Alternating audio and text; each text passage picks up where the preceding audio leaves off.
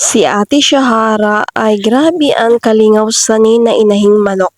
Nagabahog siya tapos ginpatawag niya ako, sabi niya, "Mami, kitaon mo baga ini siya na manok ko kay ginbahogan ko sang chichirya." Huy, chichirya ang binahog. Ginbahogan niya daw po sang chichirya tapos ginakuha daw dayon san iloy na manok. Kag pagkatapos daw ay ginautod-utod niya san pino para maapod tuod sa mga anak niya. Makakaon ang iya mga Kaya anak. Sabi ko kita ay naati na manok. Ginakuha niya ang pagkaon tapos ginautod-utod niya para sa iya mga anak na pantay-pantay tanan na makakaon. Bahala na kung dili siya makakaon.